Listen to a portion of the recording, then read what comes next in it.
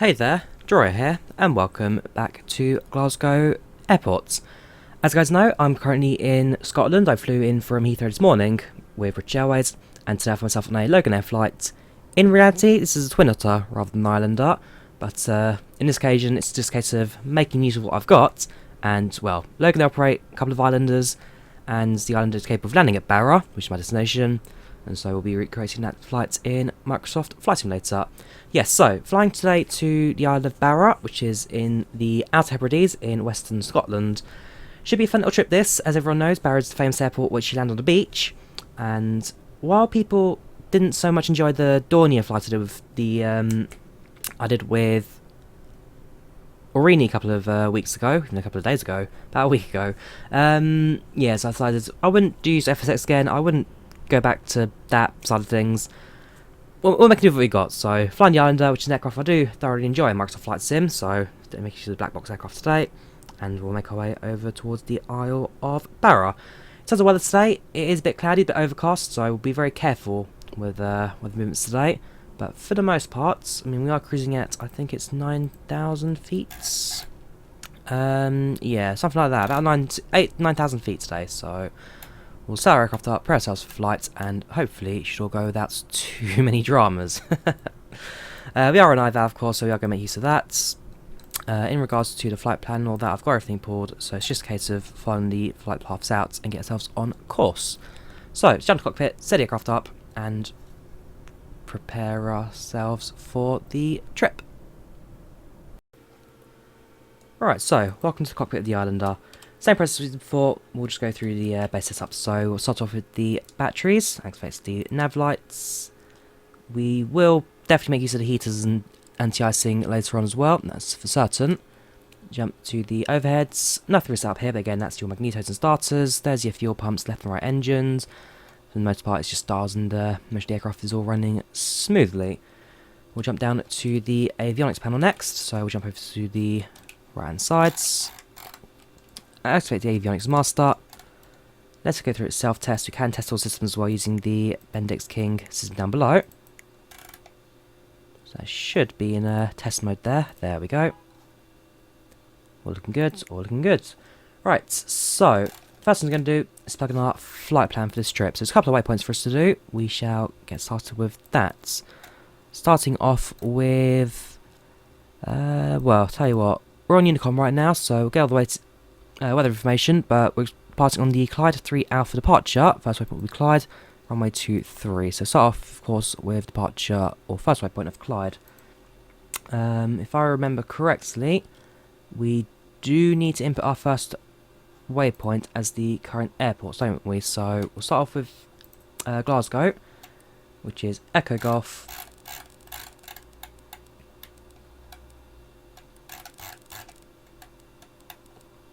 Papa Foxtrots.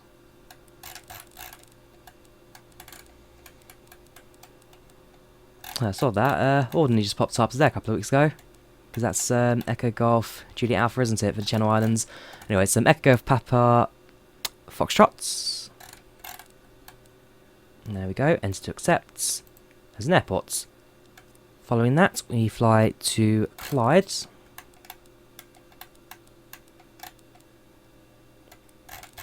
Charlie Lima Yankee.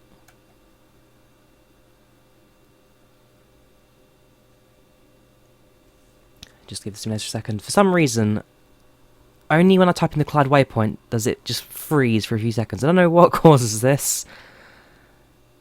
It's a bug of some sort. I say Microsoft Flight Sim related rather than Islander related. But for some strange reason, when you type the L of Clyde, the sim just takes a minute to catch up. There we go. Clyde. Such an odd way to do it, but I don't know, that's how it works.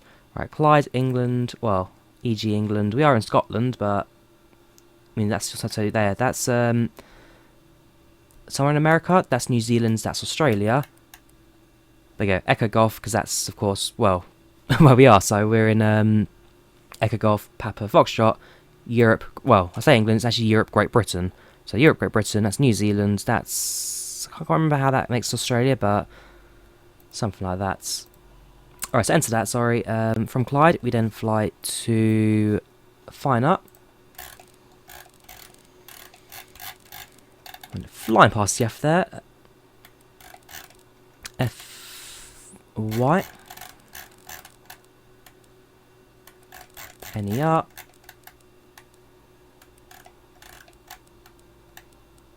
Just saw that there a second ago. Fine up, enter that. From Fine up, we fly next waypoint Bruce.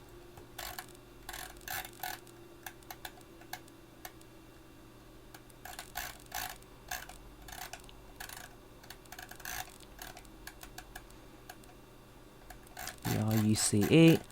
Yeah, this is the tedious part of the flight, setting up the waypoints. I must admit, the Garmin GNS530, sorry, it's not a bad little system, but definitely one that takes a bit of setup. So we're going to be, so that's, for example, Bruce in Japan. K6, can't remember K6 says K6, but RJ's Japan. From Bruce, we fly then to Tiri.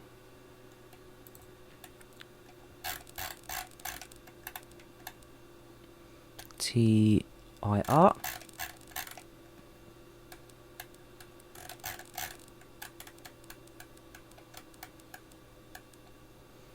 Enter that.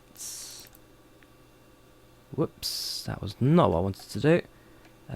Enter that, duplicate that one. Enter that. That makes more sense. Instead of 4,000 miles, only 90 miles away now. And from Tiri, we fly to the final waypoint of Barra, which is Echo Golf Papa Romeo.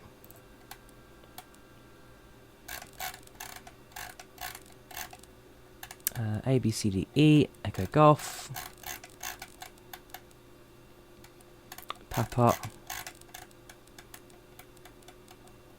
Romeo.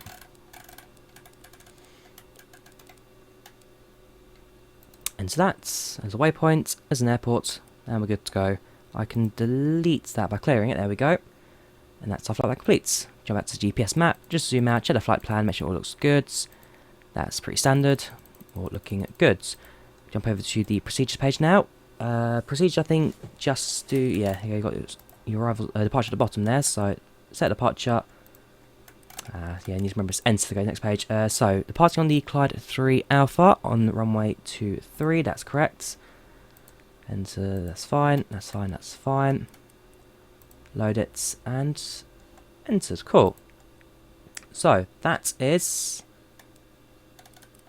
our flight plan complete. We'll start the passenger loading now, since this will only take a couple of minutes. Like I say, in reality I'm flying a Twin Otter, but for the sake of this we're doing a Islander flight. Cruising altitude will be 8,000 feet. Flight time, we'll put 40 minutes on the clock. Time to take off is approximately, there's no time is there? Well, planned departure, or the scheduled departure time is 25 past. Although, of course, with the weather, because the weather, like I say, it's not looking great. It's cleared enough for the sake of flying right now in sim, but that can always change. So we'll say we're departing in about 15 minutes-ish.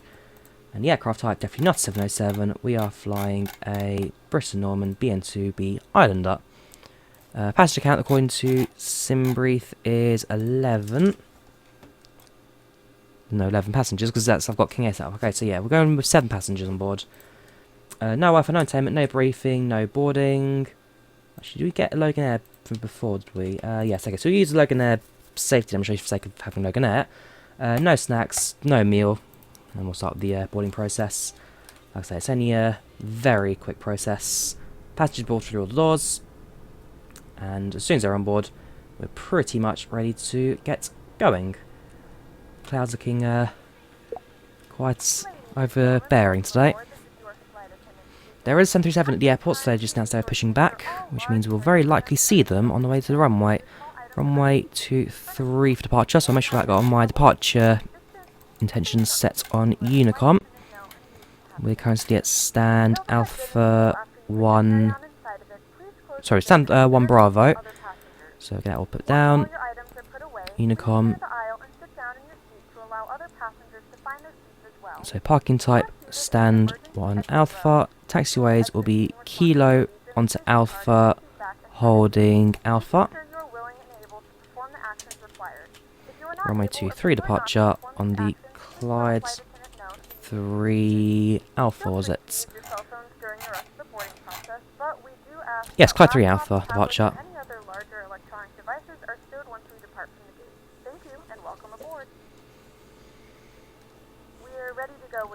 Right, passengers boarded, good to hear. We will secure all of our exits. There's a switch station down here, you can do it, is there? Yeah, pax door, crew door, door left or right. Rather, I'm using the, what would you call it? I'm using the push back toolbar option up here. So we're in pre-flight, passenger on board. We are, as far as I'm concerned, ready to go. Also, in terms of the autopilot in this aircraft, it can be tedious, so we hand flying departure routes. Cruising 8000, essentially we'll be flying on nav mode for the entire flight out. I will also make use of the co-pilot mod, so they can make use of that. But we'll deal with co-pilots once we are airborne. We will activate the... I can just do that, can I? We'll activate the strobe lights now, just to alert ground crews that are ready for engine... Sorry, beacon lights alert engine starts. Cabin lights, no need for use them at the moment. Strobe lights off. Taxi lights currently off. Anti-ice will do when the engine started. Generator active. Switch the emitter selector to the battery, so you can keep an eye on that. And let's start with the engine start. So that's on Unicom. So Loganair 451. Engine starting. Stand of 1 alpha. Right, so start off with number 2. Activates the fuel valve and fuel pumps. Magneto number 2 is on, and starter, starboard engine.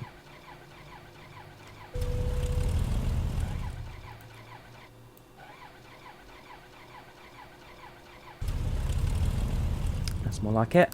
Put the throttle spout.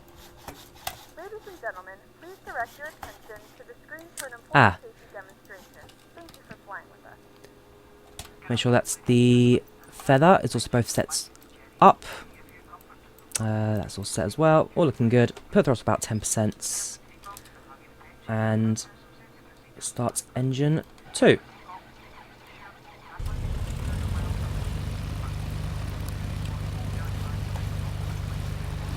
Engine 2 active, looking good. Keep an eye on the RPM. RPM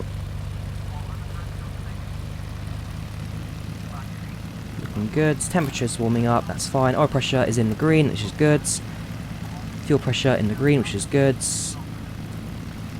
Cool, engine 2 is looking stable. So we now activate the number 1 magneto and turn off the fuel pump. Engine number 1 now, sorry, number 2. So we've done engine 2, engine 1 now starts. So fuel pump and activates the fuel valve. Magneto 2, open the starter, start the port engine. Kill the start switch. Engine is stable, I presume. Yes, it is. And once again, just have a look at the oil temperature. That's going to warm up. Engine 2 is already nice and warm, looking good. Oil temperature in the green. Fuel pressure in the green. And of course, that also warm up as the flight goes on. Cool. So we'll turn off the fuel pumps. We need to number 1 on. All looking good. All looking good. Push out the feather there's both at max. We'll bring the props back a little bit, so no longer putting too much RPM onto that. All looking good. We'll activate the taxi lights, and yeah, I'll go for pass lights as well.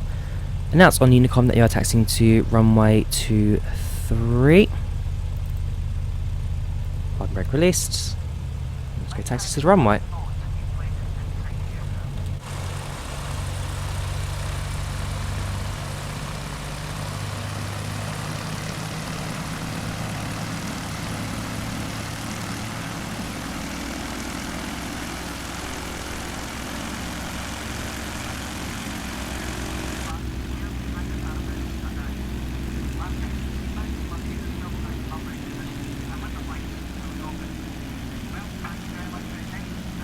controls are unlocked, looking good. Rudder moves independently with the nose wheel, so that's all looking good.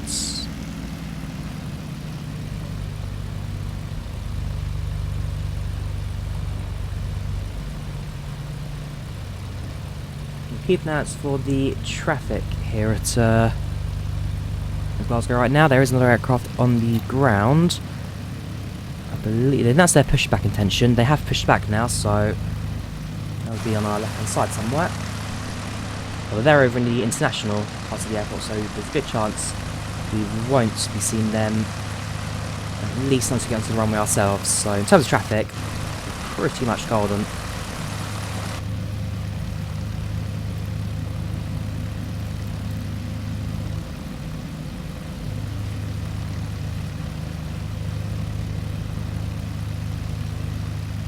Flaps into their takeoff position, number 1. And activates the anti-icing before we get too much freeze conditions.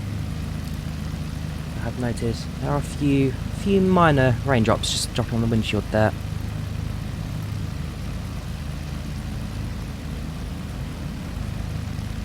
As long as our visibility is clear, that's the main thing that I care about right now.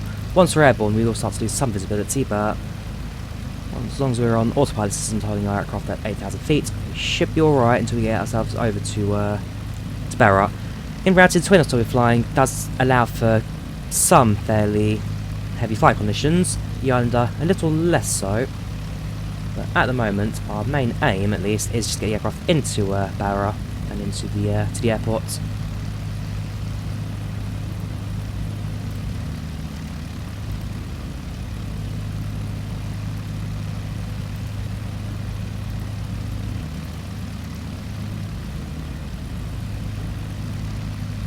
To be fair, we probably held short of Bravo for takeoff today, but we'll go to Alpha. We use the flying for the runway because why not?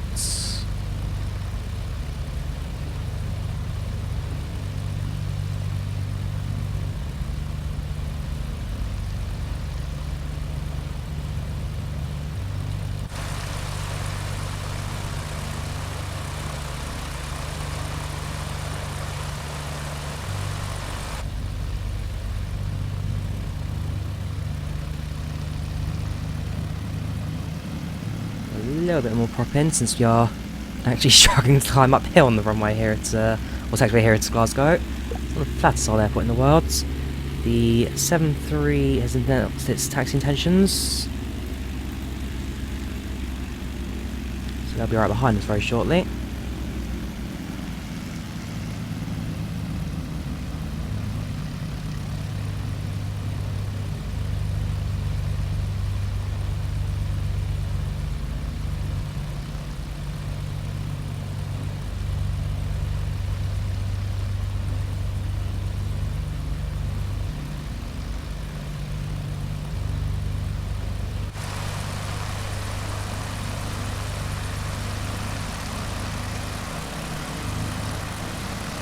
The cloud covers today, especially once we're airborne, should look spectacular. So I was just doing a quick refresher session with the aeroplane just to kind of remember how it all works, hence that's why I know the cloud cover was a bit... sorry, that's why I knew the collide waypoint was a bit iffy sometimes. But yeah, if the weather was as it was about an hour ago, this will be a good old flight today. This will be a good old flight. So we're going to fly the departure heading out, and then as soon as we get ourselves onto the flight plan as filed, or at least, yeah, flight plan as filed, then it's a case of flying a 2907 heading. In fact, I'm going to try to set that now for me. Set heading 297. Check. Right, holding position. Do a quick visual check, make sure that the runway is clear. No aircraft currently inbound. No aircraft currently on the runway. Double rainbow just spotted. There's your first rainbow, there's your second rainbow. So definitely going through some sort of weather spell right now. Classic Scotland, eh? It's always rainy, grey and gloomy out here. There we go, just over there's the second aircraft taxiing. Right, let's activate the landing lights. Make sure that the strobe lights are active. Cabin lights stay off. Announce on Unicon that we are Lining up and taking off runway 23. Let's go taxi into position.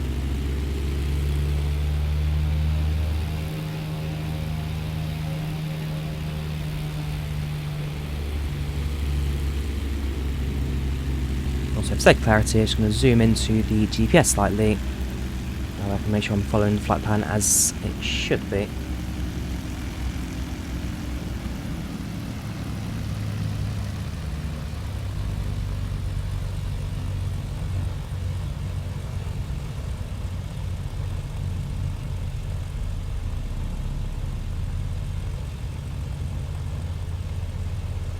Right.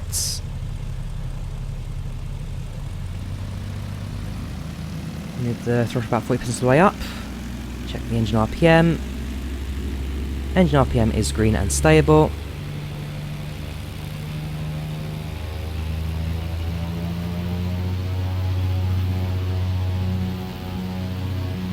Let's get going.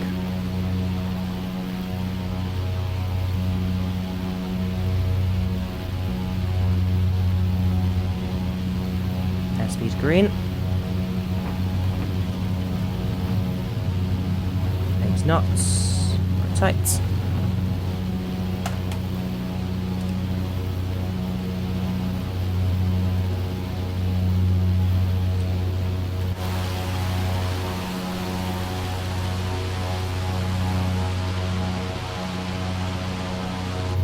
Have it now leaving Glasgow.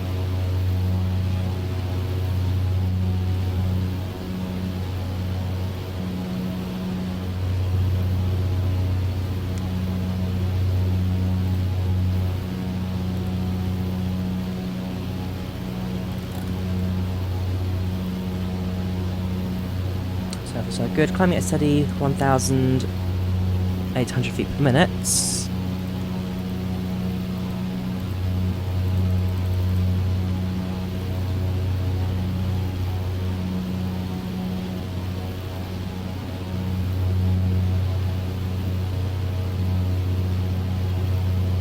just slowly adjusting both our pitch and heading to keep us on this set departure route out. We're now sorry airborne as we're passing through 1,500.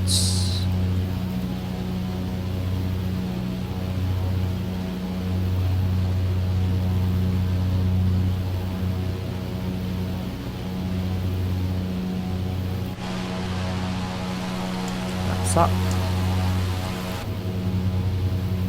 Just trim as required.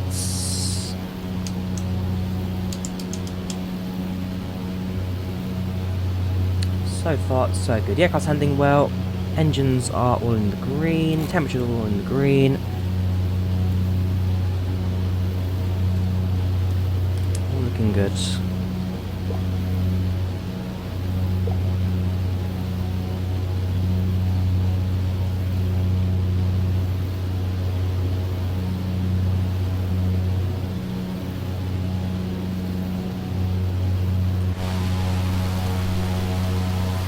I must say, the clouding effects, especially looking quite quite gloomy for us today. The Islander itself is a very slow aircraft. We'll be able to go through most of the patterns without too many problems, but always better be safe than sorry, and always make adjustments as required if your flight requires it. Seatbelt stay active the entire flight, so there'll be no chance to turn that off.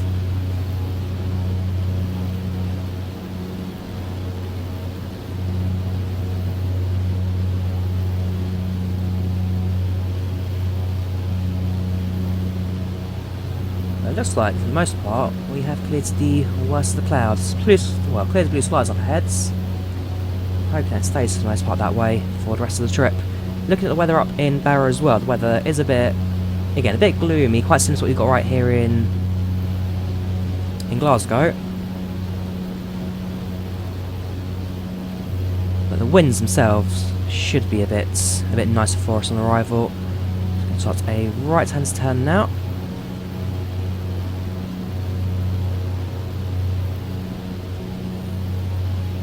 Through 4,200 feet.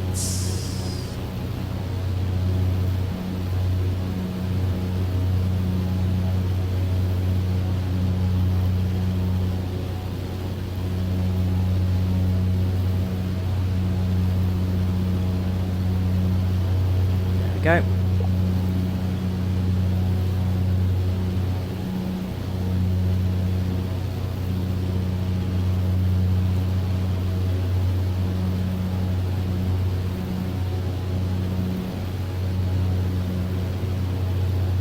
As far as the jet traffic is concerned at Glasgow, we are now outside of any kind of range they're going to have. So there's a KLM aircraft inbounds. They're landing runway 23, so they're going to be at the east side of the airport. The departing, I think it's Norwegian aircrafts. They've just departed, passing 1,000 feet, so they'll be well above us very shortly anyway. But they'll be clearing our airspace without too many problems either. So, as far as I'm concerned, we are high and clear and away from any impeding traffic, which is always good to see. Perfect.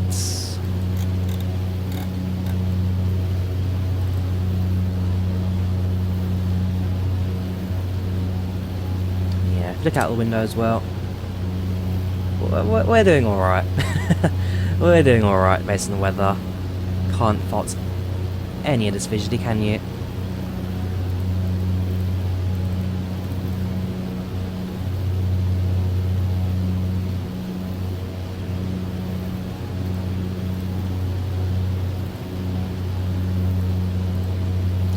Fly towards the Clyde waypoint now. And as soon as we're on the Clyde waypoint, it's just going to fly straight in.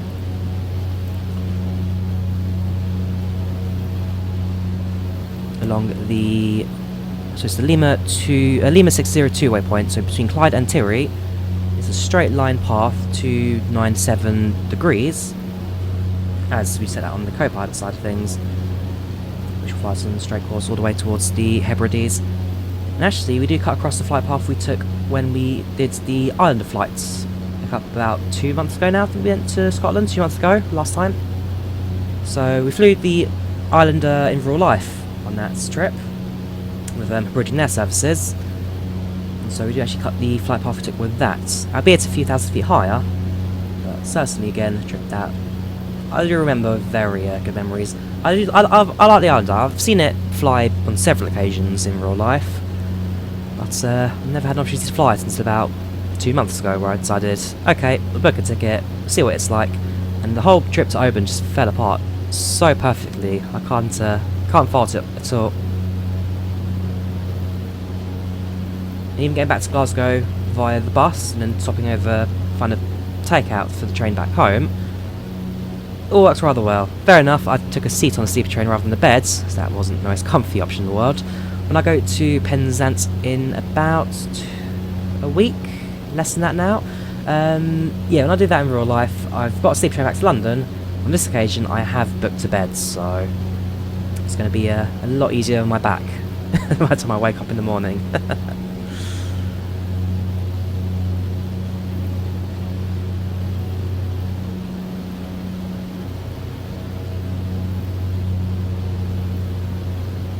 More right heading now, just to get ourselves directed into the Clyde points, passing Delta 284 Juliet. So well, so good, passing through 7,000 feet.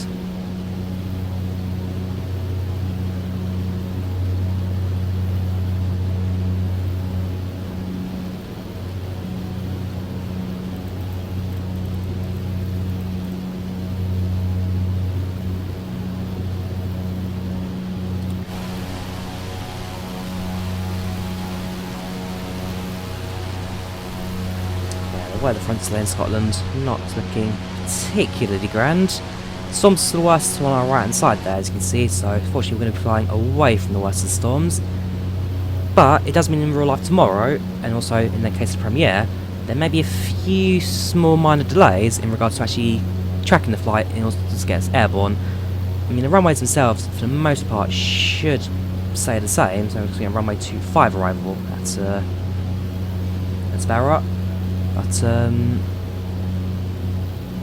yeah, definitely in regards to the storms, should be a little more careful of how it all looks.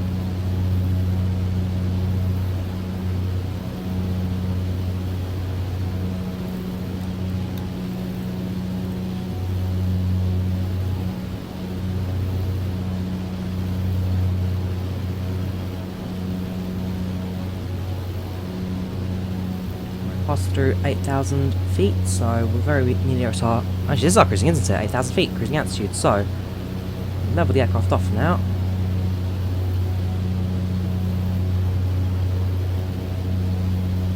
In a moment, I'll probably just hand it over to the autopilot to do everything for us, so both hold the heading and the altitude. So I don't want to go too far off that 8,000 feet. We can always make those small adjustments. It's just keeping the aircraft steady now. There we go, hit the glide points. Autopilot on. Heading mode on. Okay, do it ourselves. So yeah, heading mode's active, looking good, and then altitude. 8,000 feet. Percent rate of about maybe 1,000 feet per minute. How's this going to work? Altitude 8,000. Vertical speed down 100 feet per minute. Perfect. Right. Aircraft's in control now. Autopilot's active. There's nothing for me to do now until we get to the TWA point. We have a look at Navigraph. That'll be our charts. There we go. We are right now on this leg here, so you can see it's a path of 297 degrees, passing through the Lima to the XO2 airway to Tiri. From Tiri, we then fly. Oops, go away, go away. Airspace as well. We then fly this segment, which is essentially our approach into Barra. So 2 is the final waypoint, and it's direct to Barra. So at that point, we'll switch over either to manual control, or we'll just leave it as it is on heading. Essentially, we're going to start looking at our arrival into runway 25 as far as there's 3 runways at Barra. Not that it really has much to look at, but yeah, 3 runways at Barra, which we'll make our approach for soon.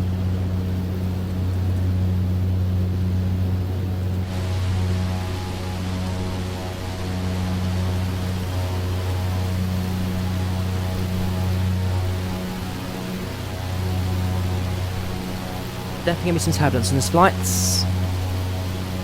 Ooh, this aircraft really is taking a bit of battering, is it?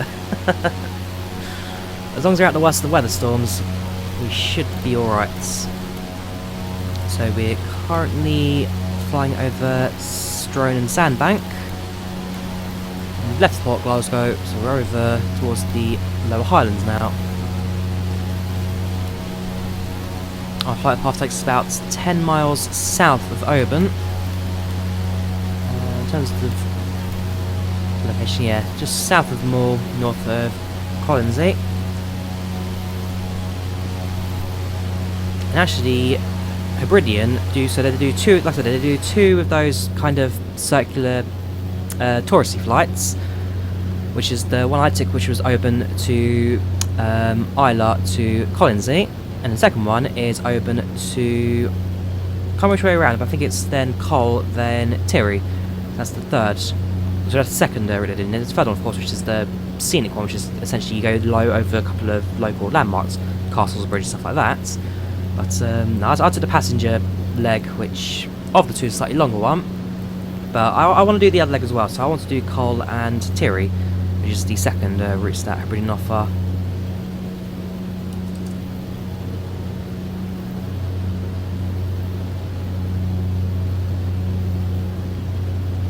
Our passenger satisfaction while we're at it. Most seats are full, bar 2 seats. Got Alexis, Sandra, Odoran, Fred, Rosa, Cam, and Elizabeth on board. In reality, one of those is me. I'm not quite sure why the pilot's out of his seat doing a cabin check. Nah, in regards to PACX, you are required to have at least 1 cabin crew member on board the aircraft, so in this occasion it is just the pilot basically. But in reality, you do need a co-pilot. You do need a cabin crew. Well, in reality, any aircraft that gets less than 19 passengers as part as CASA rules. If a flight has more than 19 passengers, 19 or more even, you need to have at least 1 member of cabin crew. 18 seats or less aircraft, you don't have to have cabin crew on board the aircraft. The pilot is in charge of everything.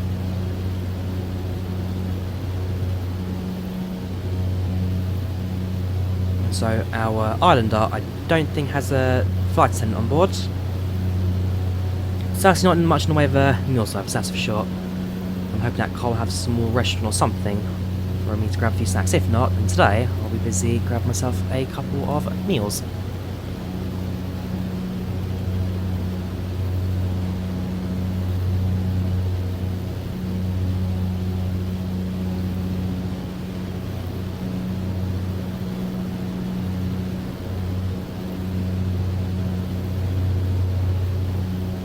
Alright, so flying over the final waypoint now, towards Bruce.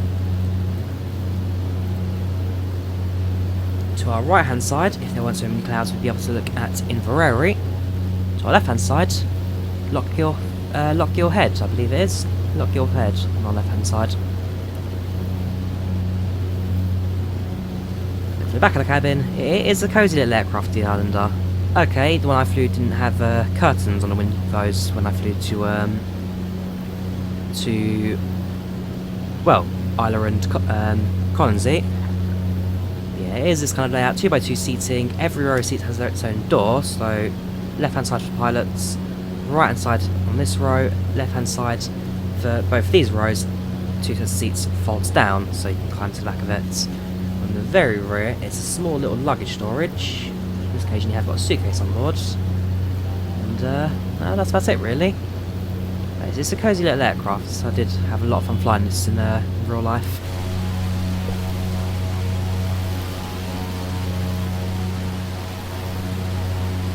Static gear, so these aren't going to raise anytime soon.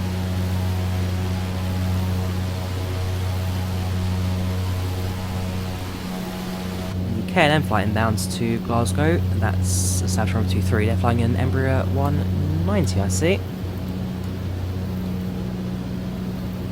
So the pilot that departed was a 737, the Norwegian.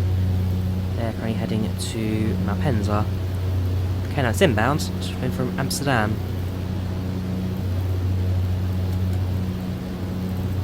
Of course, not real air traffic. I'm sure it's a lot busy in real life at Glasgow. But that's what we get for recording this on a Monday, Monday early afternoon at 1 o'clock. Everyone else is at work or school.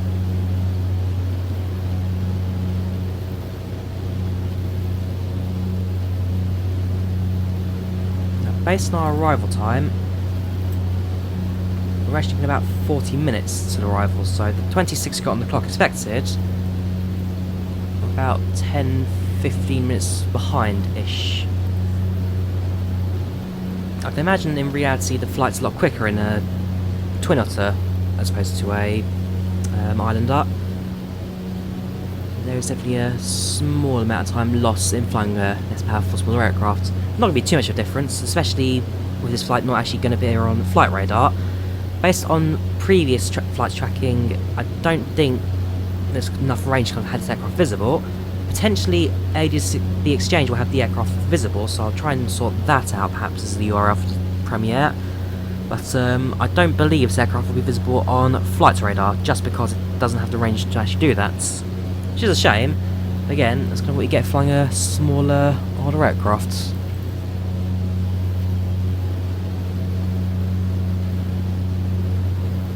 if we zoom out on the map now.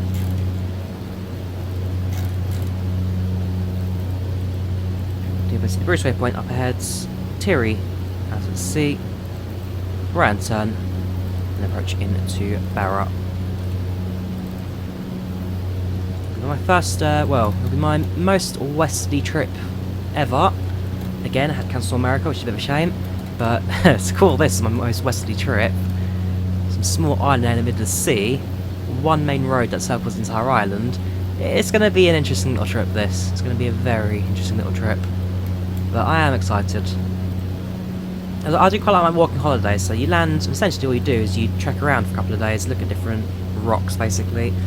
It's going to be a good old trip, and especially a place like Barra, it's so away from everywhere in the world. It's going to be interesting. This.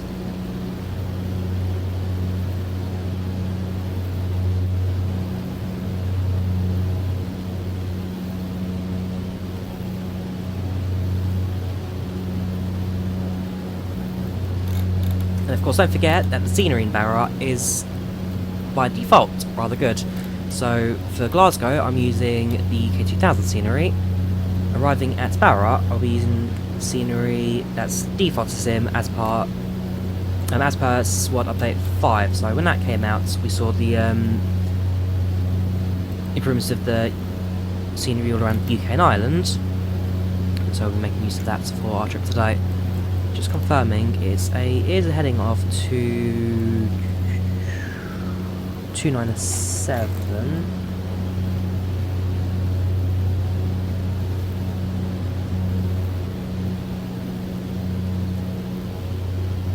No, I'm looking at the wrong gauge. That's why. So I think I'm looking at the wrong gauge. Yeah, holding 8,000. Potentially this is out of sync or something. We're not flying a course of 190. And it's active, so not frozen. We're doing tracks course of 303, so potentially something a little bit out. Set heading 200.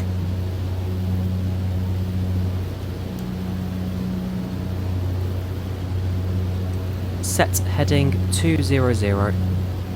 Setting heading 200. Set heading 290.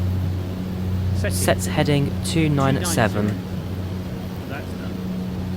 Okay, so the aircraft is very much responding to the input of directions. That's not just to get us back onto the line there, the flight path. But interesting. It looks like we may have an out of sync. Yeah, it is still spinning.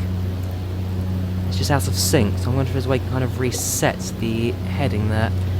It's not problematic. We can still follow the tracked heading of the GPS, but that isn't correct.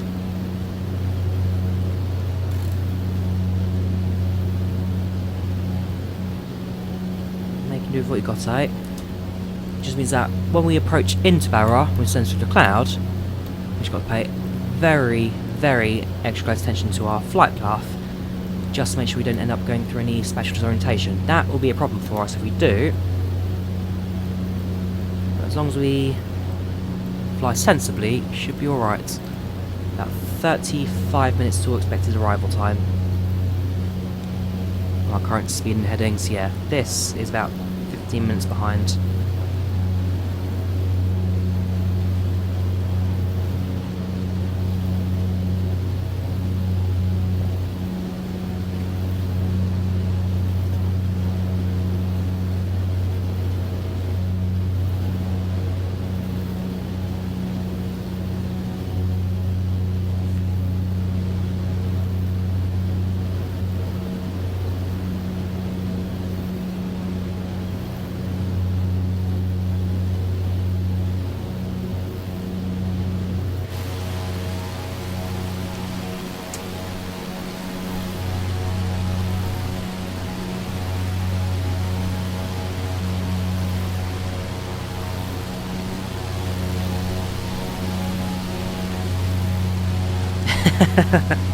Yeah, of course the aircraft is the Orkney Islands Council logo on that, because in reality the Loganair Islander operates almost like an Airbus service, so it connects several islands in the Orkney Islands with one another, and also operates on the world's shortest flight from West Strait to Papua West Strait. I know, because Tom Scott did film that not that long ago, but yes, in reality this aircraft is based in the Orkney Islands. Like I say, we're only using it because we don't have a Twin Otter, and I could have gone for a Drawyah 228, but based on the comments of the last time we did that, people were not so keen on flying the, I don't know, I don't think people had an issue with so much the Drawyah. It was more flying on FSX, which, I don't know, I personally didn't mind too much apart from all the stuttering and the low frame rates we got to Southampton. But when airborne and then cruising, it didn't do that bad. Even the scenery from airborne, it looks dated, it looks age, but it wasn't particularly bad, was it? I don't know, I know you guys have different opinions to me. Well, you have different opinions for sure. Obviously slightly different in regards to what I wanted to flight sim, but hey ho, I'll listen to you guys. You're in charge of this channel.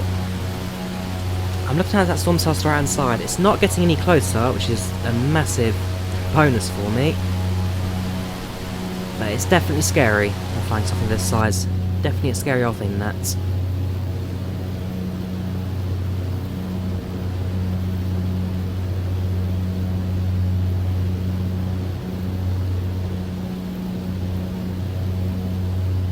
In terms of the seats on this flight, I'm sitting on seat 6C. So I'm on the rear row of the aircraft. Window seat on the right hand side. I am sitting at the back. It was the only seat available for this leg, so from what I could see, the flight was actually virtually full. Yeah, the return leg back to Glasgow in 2 days' time, that one was empty, so I had a choice of any seat in the aircraft, so I took row 2A, which is the very front row, left hand side.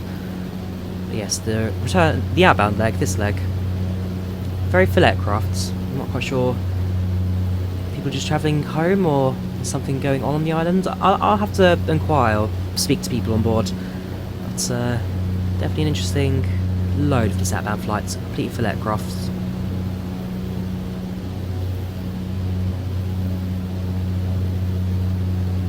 Yes, I'll have my walking boots packed. I'll be wearing my winter jacket. First time I'll be wearing that since I wore it to Finland when I went out to Finland in the winter. Kind of the main reason why I bought it, because I just needed a really thick jacket. I wore it to Milan. I wore it to Italy a week later. It said to be quite cold. It wasn't. I took off my trip. Took it to Italy, yes. I'm sure I took it somewhere else. I think I maybe went to Paris as well afterwards. Nope, last time I wore it was when I went to Scotland, actually. When I went to Inverness in March of last year, because I was up in the Highlands, that's when I wore the snow boots and the jacket for the last time, so yes. If you guys are interested in my jacket wearing habits, that's the last certificate. So one thing doing premieres, you don't have a live chat to talk to you in regards to actually filming content, do you? But hey ho, it's still a scenic off flight, this. I really do like these islanders, so I'm in a good place. And again, because I'm running this the day before I'm flying, actually, so just the day before, 24 hours beforehand. And in fact, in 24 hours time, I'll have landed and hopefully have checked into a hotel or hostel, as I'm staying at. But it's going to be a grand old trip. This. In terms of things to look at, there's an old castle, which I believe you can't quite go inside yet. It hasn't reopened since COVID, but you'll be able to have the exterior of it. And that's about it really, just a fair few walking paths. I'm hoping there's an internet connection out there. Be a good time to kind of just watch an old movie at night. Very few old films on Netflix I haven't seen in ages. But there'll be some opportunity to just kind of, well, relax and be as far away from civilization as possible. Because I really enjoy Guernsey. Guernsey and Alderney especially. Thoroughly enjoyed those. Just being away from people, on your own. Enjoyed the local sites. Which, to be fair, in Alderney was the local pub and the railway on a Saturday. They've since closed now for the winter, so reopening in May, bar one kind of Christmas Santa service they'll do in December. So we've passed the Bruce points now. Next waypoint is going to be Tirry.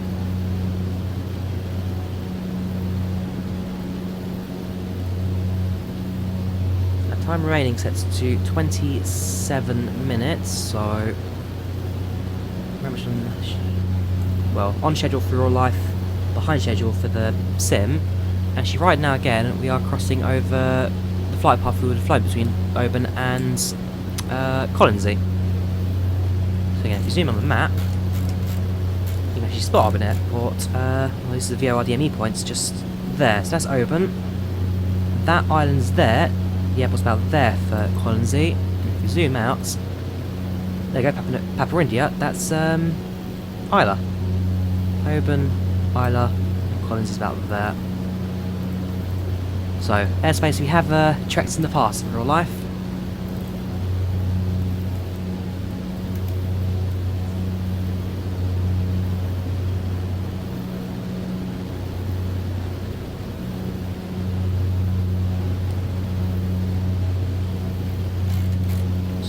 The aircraft, make sure we're running alright systems wise.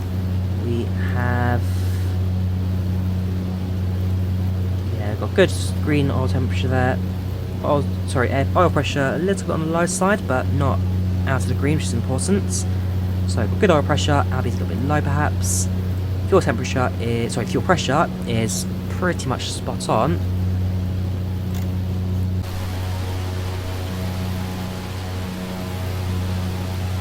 And actually it's worth noting that the storm cells behind us, for the most part, are getting further away. It's not clear skies in front of us, but definitely much better than it is to our right hand side, to our starboard. And actually, for the first time in a little while, down there, that's the Isle of Mull, which we've got some visual of. So, weather-wise, it should be hopefully be a rather good landing. It's actually clear enough to get some visibility in the ground below. Certainly noting that we have drifted a little away from our flight plan. It's not going to be the end of the world for us. My current heading to get towards Barra when we need to. Potentially it's just the winds, crosswinds drifting us away from the flight plan, and therefore there is a little bit of a distance away from there, but it's not problematic. We can certainly manage it without any problems.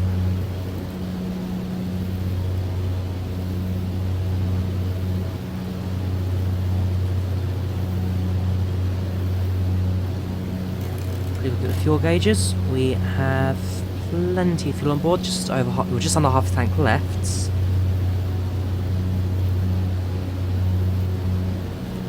Yeah, we'll be landing with plenty to spare when we get there. 23 minutes expected arrival.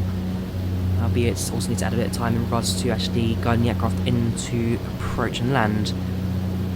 We have a look at the weather out in Barra right now. There's no weather station, fair enough. To confirm Barra meter. Right, there's no meter, we have got a TAF, so... Oh, we have got a meter, okay, that's useful to find. So, looking at 20 knot winds heading 250, so definitely going to be landing on runway 25 today. 20 knot winds, gosh, that's a headwind and a half that. Plus the visibility, that's always good to see. Scattered clouds at 3,700, broken clouds at 4,800, so as long as we're below 3,700 we'll get visual of the runway. Currently 11 degrees centigrade, dew point 8, QNH 998. 20 knot winds, what's that going to be in mile per hour? So it's about 23 mile per hour winds. The gale forces down there, just the way I like it. I must be crazy to go to Barra. I must be. There's a rainbow just down there. No, again, there's something about extreme weathers that I just really like as well.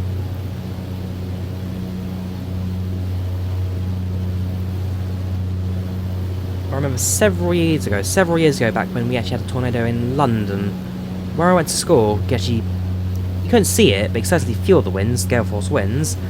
But yeah, that was the most extreme fun I ever had at the school playground, just running around in the wind.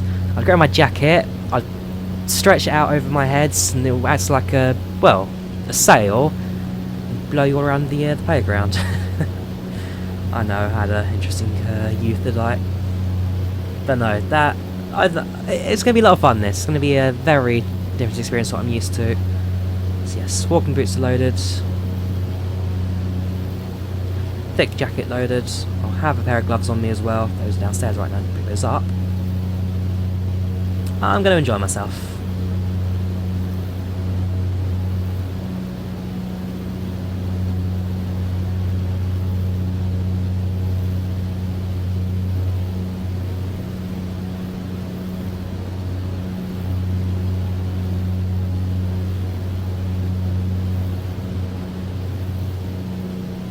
Might as well announce that we are behind schedule, not for any reason apart from just generic, I guess. So yeah, ETA showing at 19 minutes. So we'll say 15 minutes. Okay, I'll go for 20 then. It's 10's too short. 20, maybe a tad longer than in reality, but it's better around 26 minutes. That should get us onto the runway without any problems. If we need to go around, certainly we can go around. That there, that's going to be the island of Cole. Front. That there, the island of Tirry.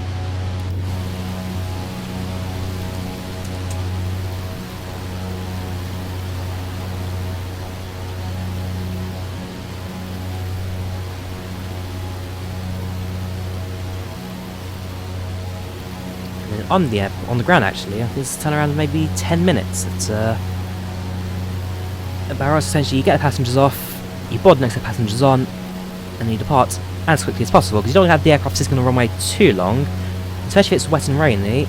All it's going to eventually do is have the aircraft sinking to the ground. So you stable the aircraft, you get your people off and on, do any moves you need to do, send your cargo, chuck it in the back, and then straight away make your way out to your destination.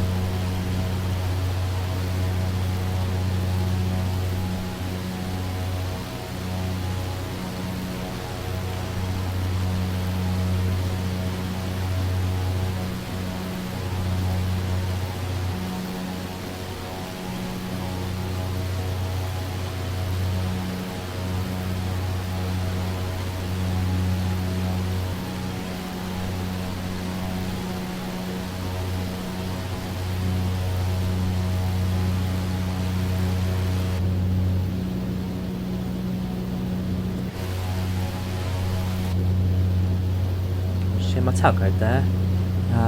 Yeah, that matches Bravo Papa Charlie Alpha, yes. Just look at that. So down below, that's going to be Cole and Tirry.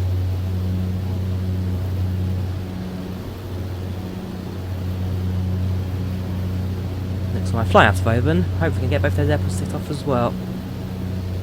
Look at my app in the air. My flight tracking. Even on Volanta as well, actually, I've just got a couple of triangles dotted around that part of Scotland.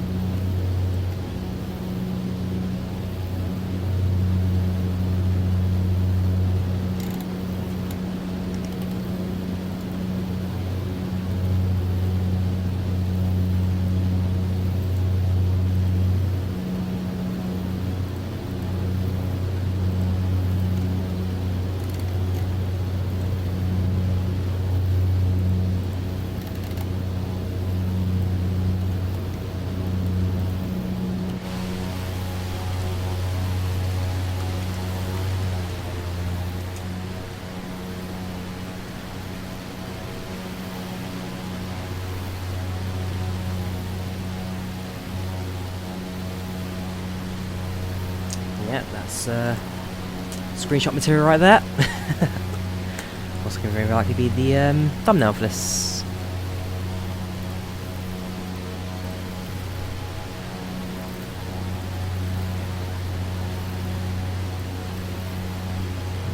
Yeah, that looks good.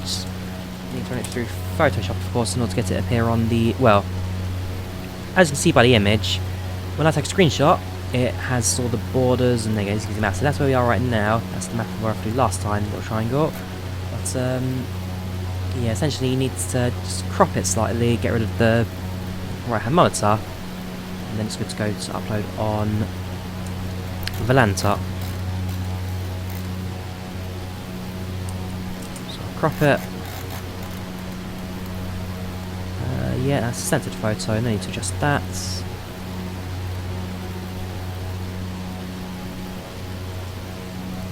Save it. So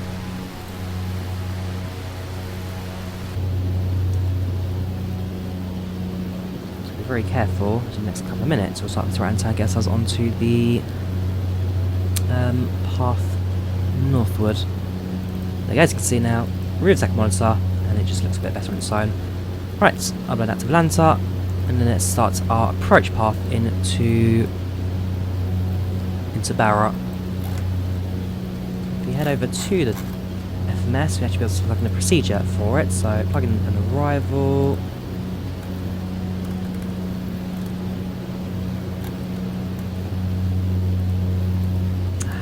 about the next arrival, which is going to be via runway... Nope, okay, so we'll do that as part of the approach then. So, on our runway 25, by transition points, have a quick look on the navgraph side of things. So, in terms of, we need to start the approach, so Dimdo.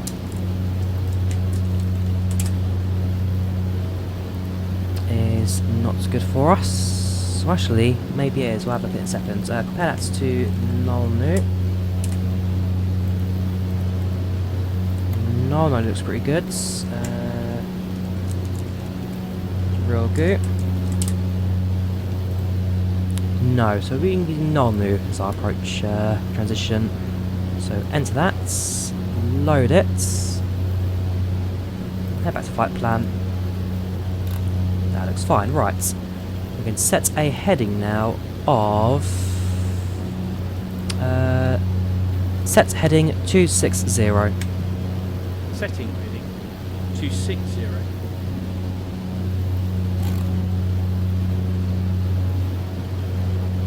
Set heading 0.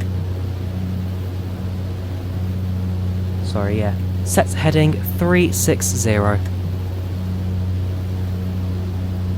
Sorry, it's 5. Set heading 350. Sorry, that was just my maths completely failing me. Set heading 350. Set heading 350. Setting heading 350. There we go, that's more like it. So I wanted it 10 degrees off of north, but I completely messed up horribly. And all of a sudden VoiceAttack just mess up the tab. So, okay, we're a tad bit off now. We'll make small adjustments as required. But hey, we're nearly there for that approach and landing anyway, so start our descent while we're at it. It's a 3,700 wind cloud cover, so set altitude 2,000. Set altitude 2,000. 2,000 feet. Right, start our descent.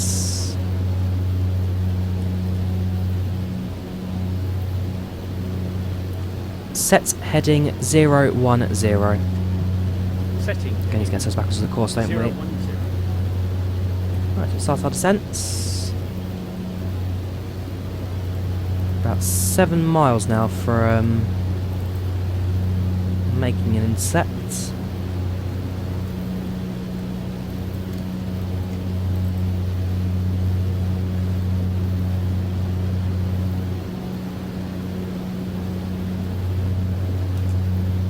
Couple of minutes, we'll be able to spot the island Barra as well to our right hand side.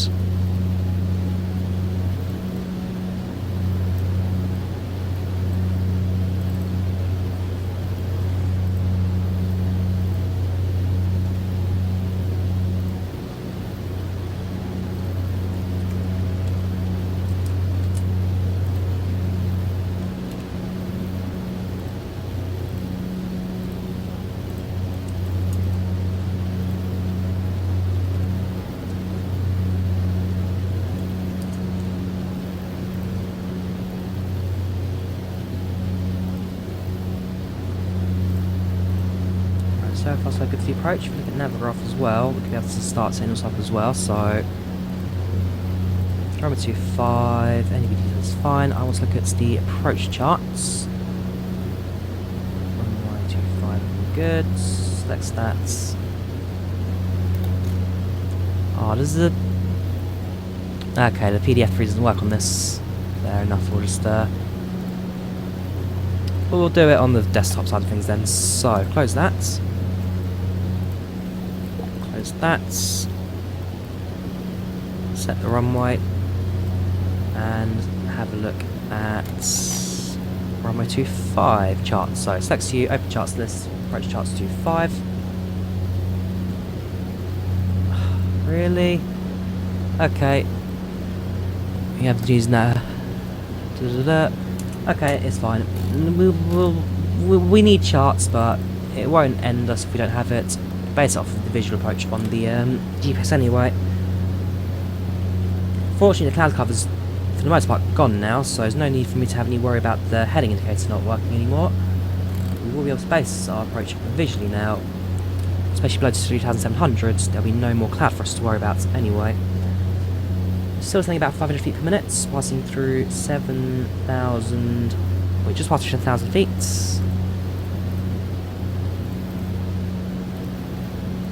Which now our Unicom announce as well, so inbound from the south. There's no star flying... No, there is a star, sorry. It's not really a star, we're just flying a null-new approach. Should be NDB 125.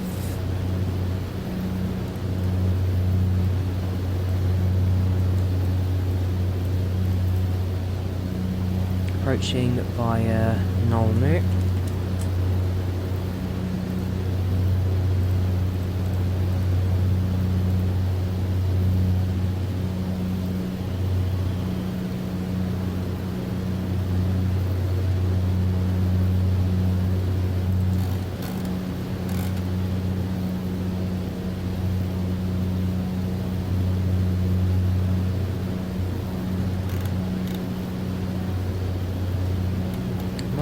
Set the barometer up, I can't actually see where the pressure is supposed to be.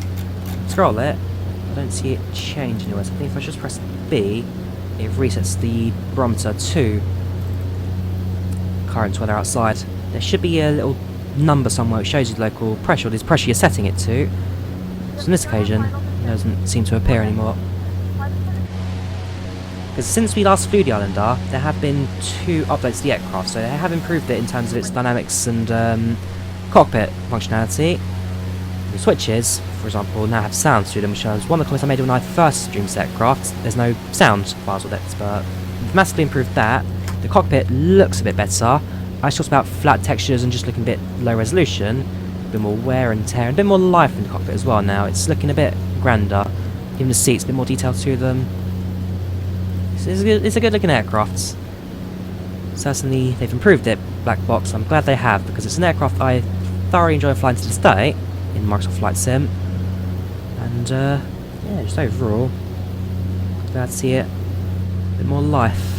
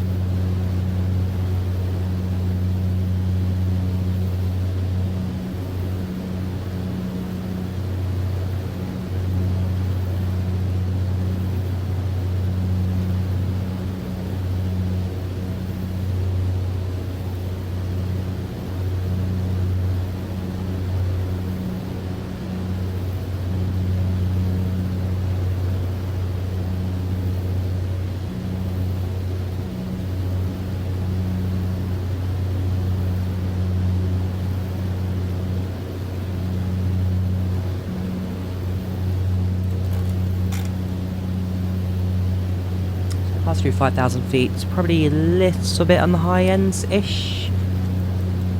We've still got a couple miles to go to actually get to Barra anyway, so we, for the most part, won't have any problems with that.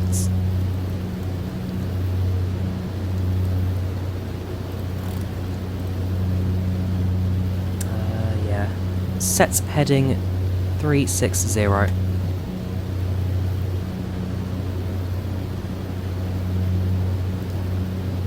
Set heading 360. Setting heading 360. Had left-hand stand that. So I was back onto the course of the approach.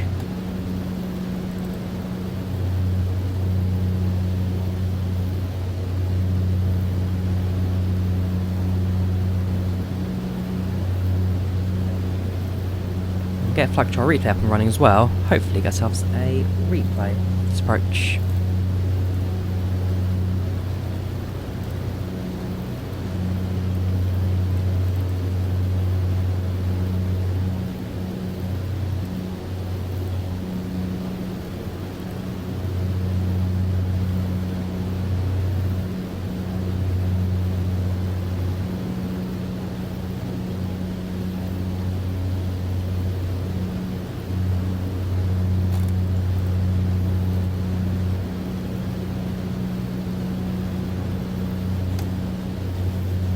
throttle slightly. There's the island. Going to be an load of clouds. I believe it's that beach right there. Again, yes, I think so. We'll see. We'll fly the approach towards it. We'll see which beach we're going towards. Yeah, we'll slowly reduce the throttle.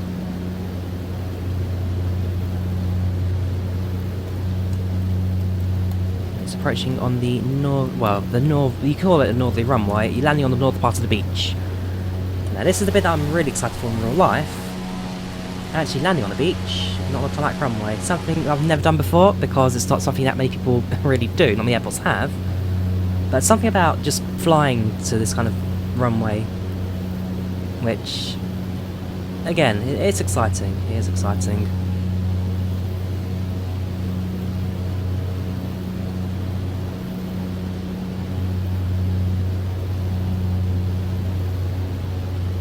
So at this point, I will probably start thinking about taking over manual control for the last 8 minutes. Last 8 minutes by hand. Got both the Volanta map and GPS map tracking my flights, so I'll be able to follow that without any problems. A slight left heading. Set heading 330. Setting heading 330.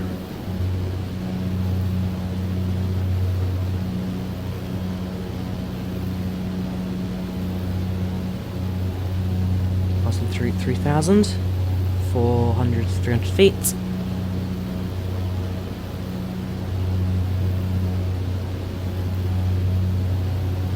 Now, last time I did the Barra landing challenge in Microsoft Flight Sim, the landing didn't go so smoothly, so I'm hoping on this occasion the attempts will be a little more sturdy, a little more firm touching on the ground. If we can get in slow enough, looking at maybe 50 knots, 60 knot approach, stick on the brakes, should make out too many problems. Taxi up to the stand, and just embark the aircraft from there. Start running the replay as well, so it's VA BN2B at Barra. Good landing. I'll get like a little landing compilation thing going on here as well.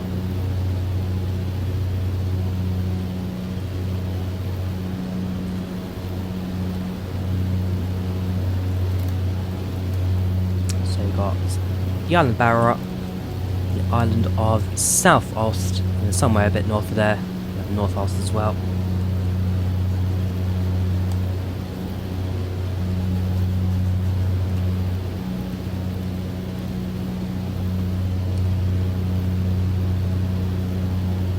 Set heading 300.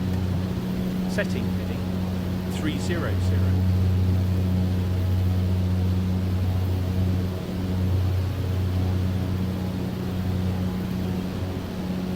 Runway heading of 250. As soon as I intercept that line off the null new point, set heading of 250, and then the co-pilot, or at least the autopilot, flies into the runway to get a visual. As soon as I have visual, set up the landing, set up the landing, set off the aircraft with flaps down. That's about it really, there's no gear. So yeah, announce that landing, and it gets onto the ground. Cool.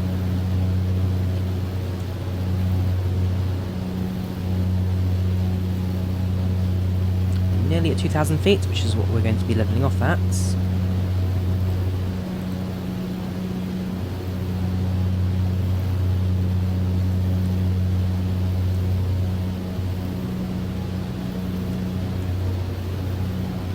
Beach is in sight, so it's going to be that one there we're landing at. Set heading 250. Setting heading 250.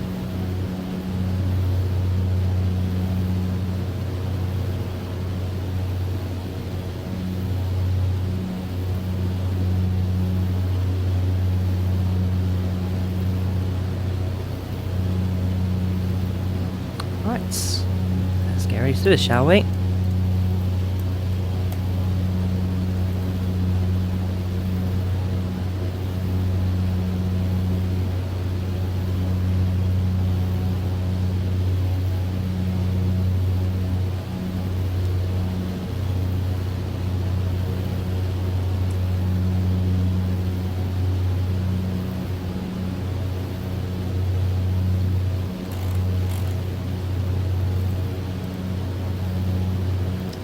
little bit to the left-hand side of the runway. Once we're on manual control, we'll make those adjustments to get ourselves directly onto the runway.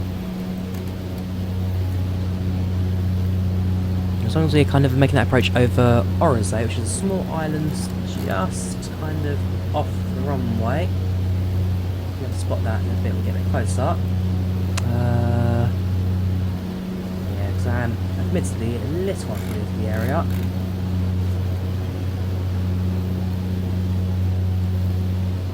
Tell you what, we'll get those adjustments in now.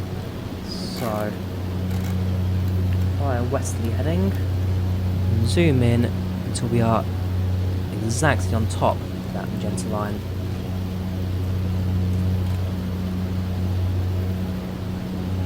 But yes, it's definitely that beach right there. Where it gets a bit yellower. That's exactly what we're aiming for right now.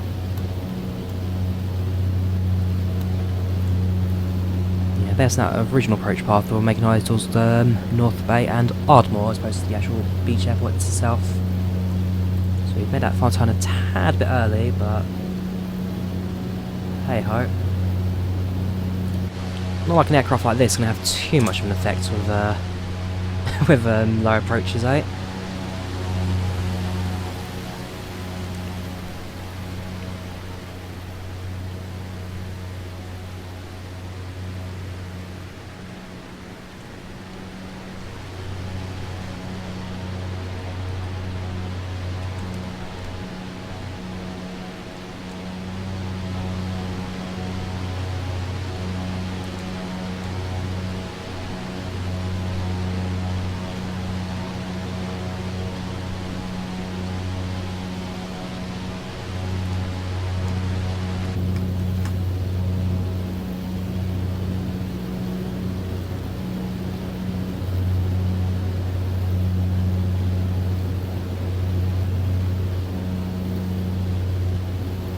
Go.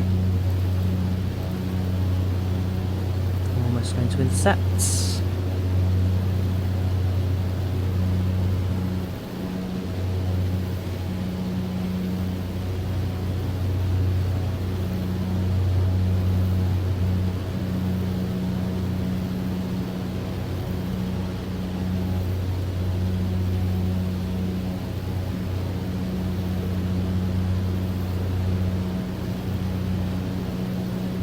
I think that will do. Set heading 250. Setting heading 250. All that's left now is for us to fly towards the beach and bring you off into land. We're going to deactivate the autopilot as soon as we got that 250 heading.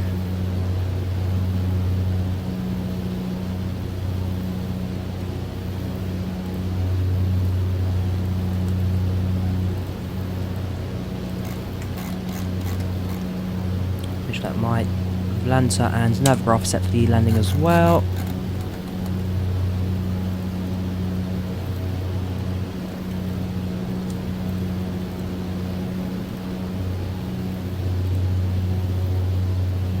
Autopilot's off.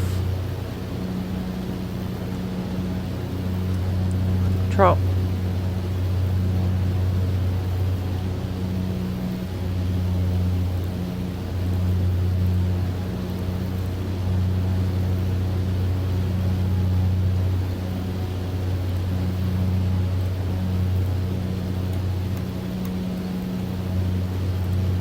That there below us, that's going to be Aerosoft.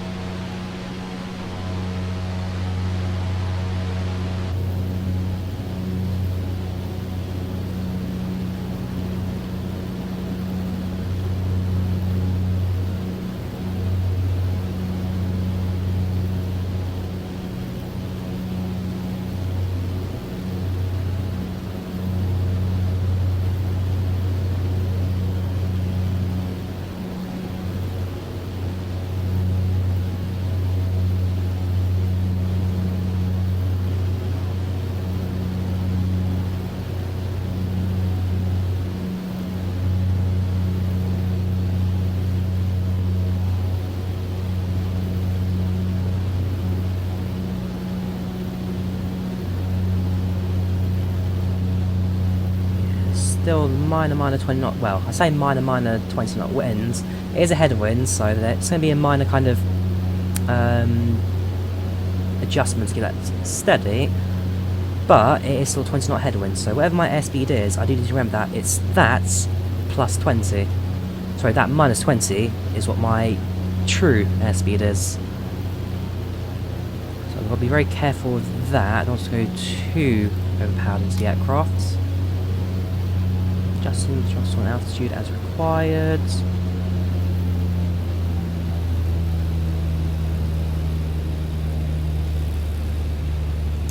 That's one.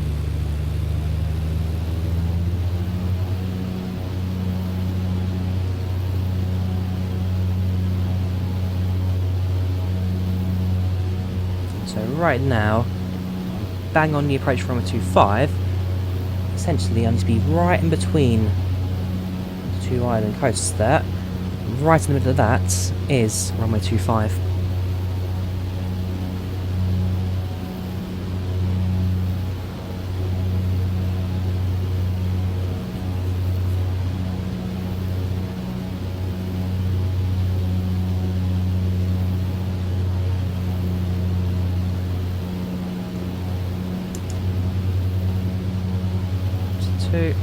Just a trim.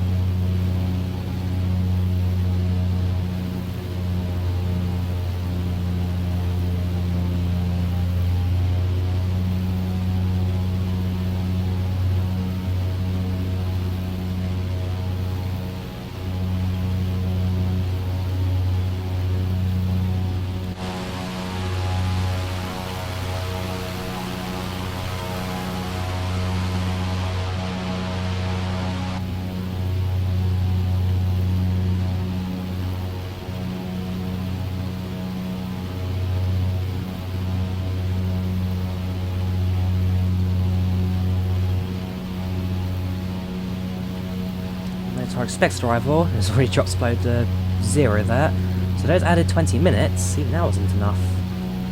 Be sure to make those adjustments later on. Right, let's land.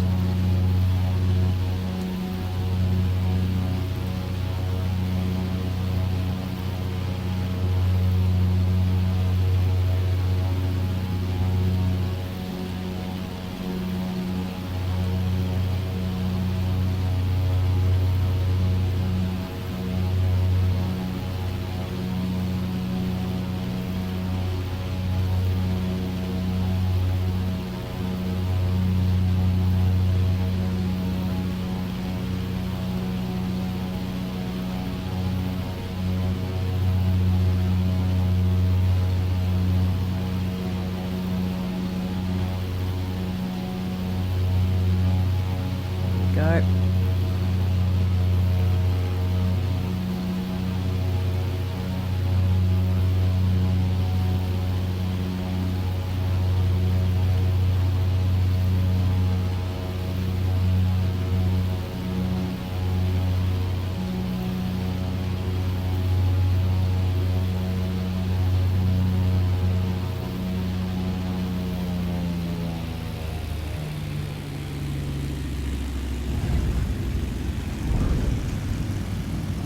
Hold the brakes.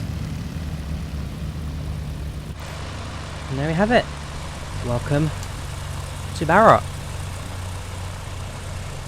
And yeah, okay, there are 3 runways in reality. As long as you land on the sand, you're pretty much good to go. Alright, so we'll taxi our way over to the terminal. Kill the landing lights.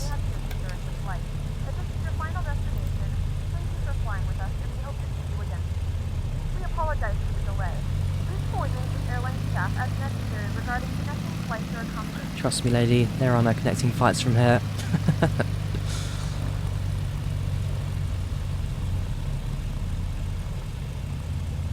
Alright, stick ourselves here. Hold position. Parking brakes set. Just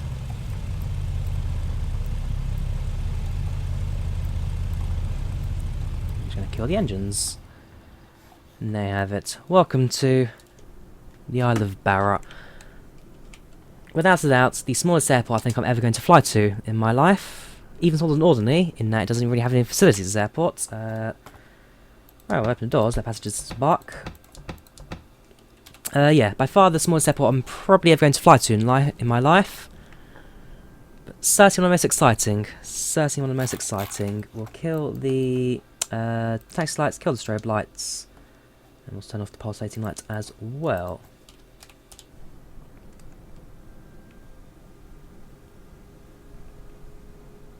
What can you say, eh? What can you say? It really is minuscule. Do we get a view from control tower? The answer is yes, we have got a bit of a control tower view going on there. Right, let's end the flight. So I think for the most part passengers have disembarked already, have they? Still deboarding. That won't take long. There we go. Right, menu, end of flight, level report. So LM451, Islander from Glasgow to Barra, 1 hour 4 minute flight time, planned departure was 12:17, flight 12:14, planned arrival 13:17, we arrived at 13:19, 7 passengers, 85% satisfaction, landing rate 134, we block time 1 hour and 6 minutes. Soft landing with short delay, what can you do? That was a grand old flight. Let's finish the flights tracking on Volanta, thank you very much. Let's finish the flights on... That's very close to Volanta, have a look at that. So, in terms of the approach in runway 25, okay, the angle was ever so slightly wrong, but for the most part, that was spot on to an inch. Spot on to an inch. Let's finish flights on IVAO, so we will end that. Finish recording the replay. Secure the exit as well, because, you know, this can be a bit tedious to replays. Also, let's disconnect this from the tracking. So I quite like to do a control tower view of the landing as well. So I'll do that. Turn off follow mode. First things first, let's have a look at the passenger view, shall we? So loads, Barra approach. And stick ourselves just shy of a touchdown.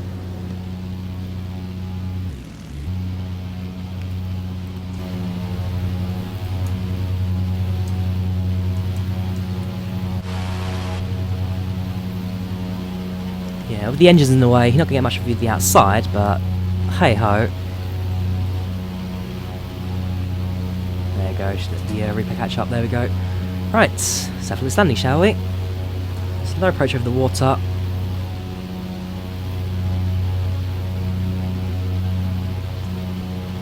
There's the base of the beach.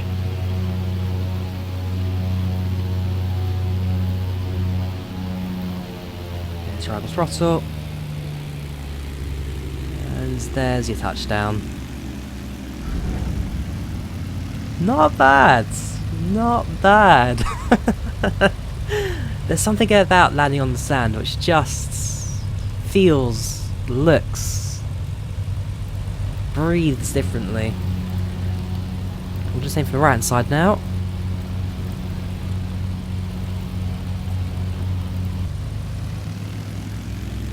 So low approach over the Isle of Barra.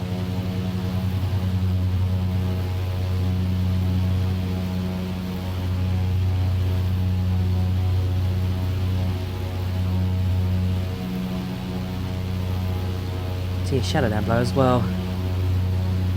Over, presumably, where the threshold of the runway is, if that even exists. There's your idle.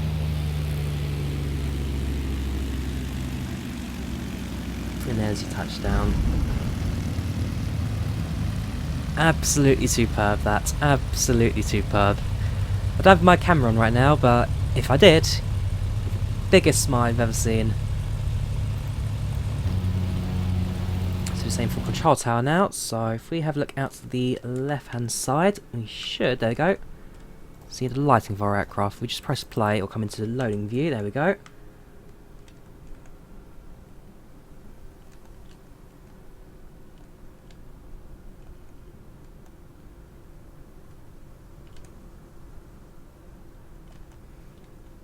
So, pretty standard approach in, all looking good.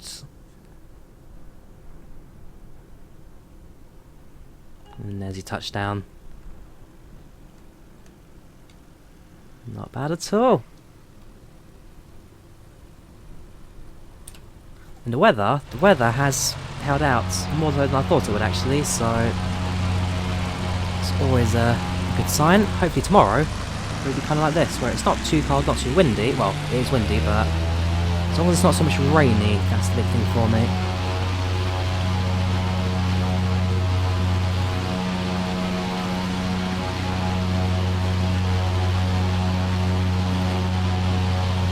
Honestly, when you fly into this airport, give it a go in Flight Sim if you've got it.